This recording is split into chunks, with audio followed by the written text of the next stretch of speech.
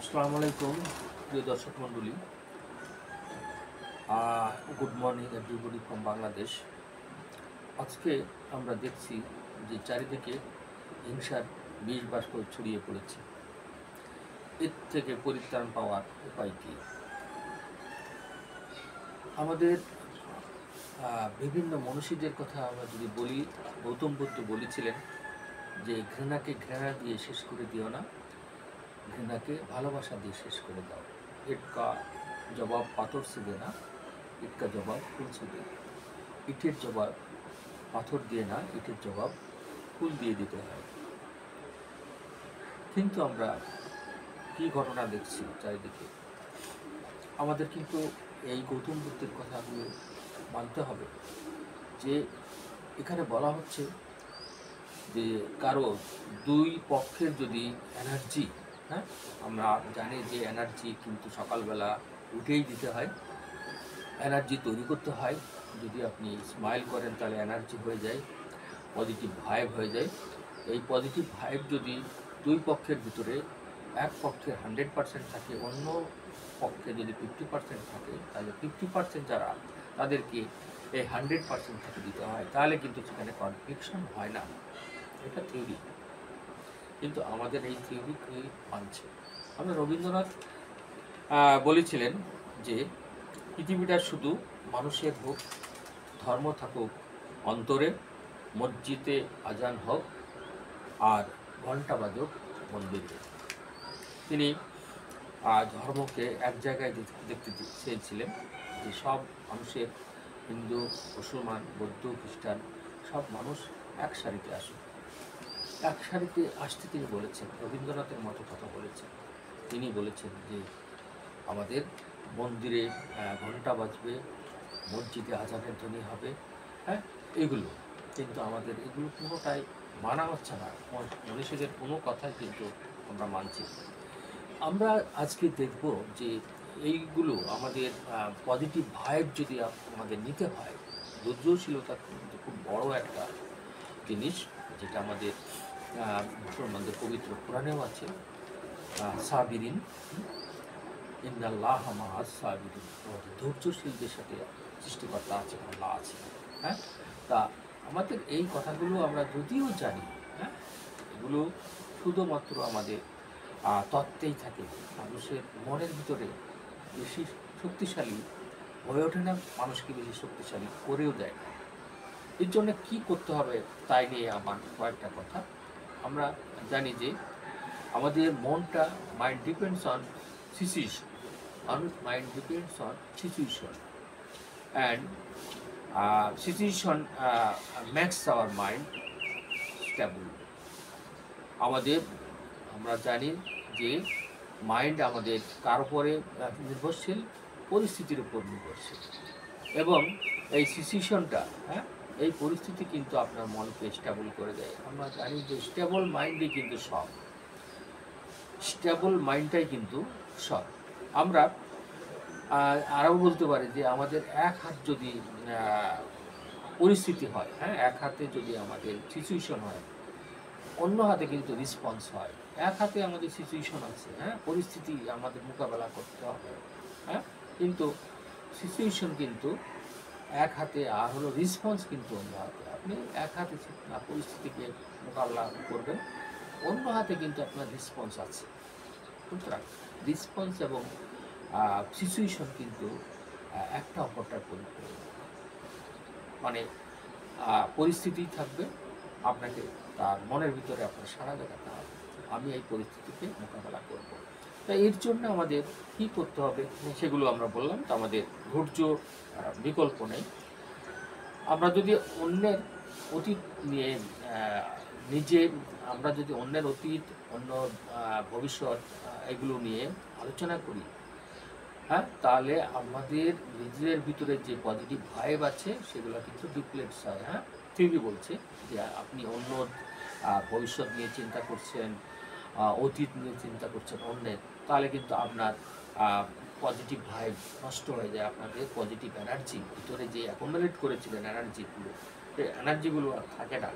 সুতরাং আপনাকে যদি ভালো থাকতে হয়, তাহলে আপনি আপনার অতীতকে ভুলে যাবেন, ভবিষ্যতের কোনো চিন্তা করবেন না, এবং অন্যের চিন্তা, ভবিষ্যতের চিন্তা এবং অতীতের চিন্তা করা থেকে বিরত থাকবেন। আমাদের এই কথাগুলো আমরা বললাম যে অন্যের অতীত ভবিষ্যৎ নিয়ে আপনার চিন্তা করা লাগবে না, তাহলে কিন্তু আপনি সংঘর্ষে লিপ্ত হবেন। আমি সংঘর্ষে কেন আমরা লিপ্ত হচ্ছি সেটা এই কথা বলছি। আমরা তাও বলেছি যে bless those who are not being nice to you. আশীর্বাদ তাদেরই করুন যারা তোমায় আশীর্বাদ করে না, আশীর্বাদ তাদেরই করুন যারা তোমায় আশীর্বাদ করে না। তা আমরা এই কথাগুলো যদি আমরা মনে রাখতে পারি, তাহলে কিন্তু আমাদের ভিতরে যে সম্পর্ক নিবিড় হবে, একের সাথে বন্ধুর সাথে সম্পর্ক, শত্রুর সাথে সম্পর্ক এক সুন্দর হবে যদি আমরা এই কথাগুলো মানি। আমরা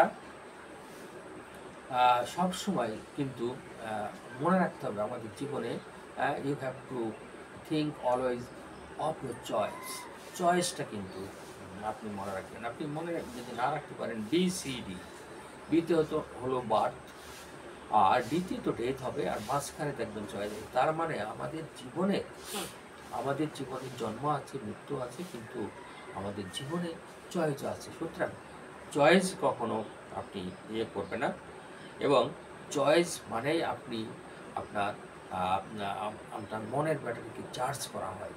চয়েস মানে হলো মনের ব্যাটারিকে চার্জ করা। সুতরাং আপনাকে you have to choice every time, everywhere. Choice থাকবে আপনাদের জীবনে। সুতরাং choice should be an option of your life. আমরা আরও কিছু কথা বলবো যে আমি আমার নিজেকে পরিশুদ্ধ করতে চাই। I need to rectify my self and heal our soul. আমরা জানি যে সোল সম্বন্ধে আমরা বললাম যে our body is not real, but our soul is real. আমরা জানি যে সোলটা আমাদের রিয়েল। কেন? সোল হলো ডিপার্টেড হয়, আর বডি বুরিড হয়। হ্যাঁ, body will be buried, but soul will be departed from one world to the another world. তার মানে এক জগৎ থেকে অন্য জগতে এটা ট্রান্সফার হয়। সুতরাং আমরা সবসময় আমরা গতদিনও বলেছি যে আমাদের বডিটা হলো আমাদের আত্মার একটা বাহন। সুতরাং আত্মাকে যদি বাহন করতে হয়, তাহলে বডিকে সুন্দর করতে হলে আপনাকে সুন্দর সুন্দর চিন্তা করতে হবে, ভালো থাকবে। আমরা আগেই বলেছি যে আমাদের যদি হতাশা, ব্যর্থতা, গ্লানি বা ওভার থিঙ্কিং, নেগেটিভ থিঙ্কিং এগুলো আমরা করি, তাহলে কিন্তু আমাদের শরীর খারাপ হয়ে যায়। শরীর খারাপ হলে আমাদের আলটিমেটলি মন খারাপ হয়। মন খারাপ হলে আমরা আমাদের আত্মাকে এখানে রাখতে পারবো না, আত্মা ক্ষতিগ্রস্ত হবে। সুতরাং আপনি করবেন, আপনার মাইন্ডকে রেকটিফাই করবেন, এবং আপনি আপনার সোল বা আত্মার পরিচর্যা করবেন।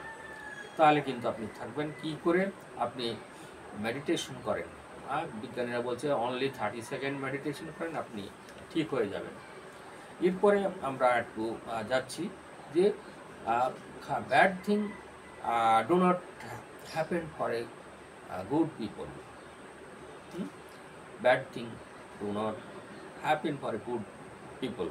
So wait for the right people in your life. Bad things do not happen for a good people, and you have to wait for the right people. You stay with the right people. You start talking with the right people. সুতরাং আপনি যদি খারাপের সাথে মেশেন, তাহলে কিন্তু আপনি খারাপ হয়ে যাবেন। সুতরাং এই কথাগুলো কিন্তু মনে রাখতে হবে যে ভালো মানুষের জন্য অপেক্ষা করতে হবে, ভালো মানুষের সাথে মিশেন, মানুষকে মাফ করে দেন। আরেকটা আমরা বলবো যে we need to love myself. We need to love myself. I think about myself. আবার বলছি, we need to love myself. I think about myself. I am kind of myself, and I energize myself. itself. আমরা এই কথাগুলো যদি মনে রাখি, বাংলা অনেকেই জানেন যে আমি আমার নিজেকে ভালোবাসবো। নিজেকে ভালোবাসলে পৃথিবীর কোনো কিছুর ভালোবাসা তার দরকার পড়ে না। To love your self, you do not need to seek love anywhere, anybody. নিজেকে ভালোবাসুন, আর কোনো কিছু হবে না। তার মানে আপনাকে প্রতিদিন ধর্মীয় অনুশাসন মেনে চলুন। যে হিন্দু সে যে মুসলমান সে মসজিদে যাক, যে হিন্দু সে মন্দিরে যাক, যে খ্রিস্টান সে আপনার গির্জায় যাক। এই এই ধরনের সবাইকে সবার মতো করে বাঁচতে দেন।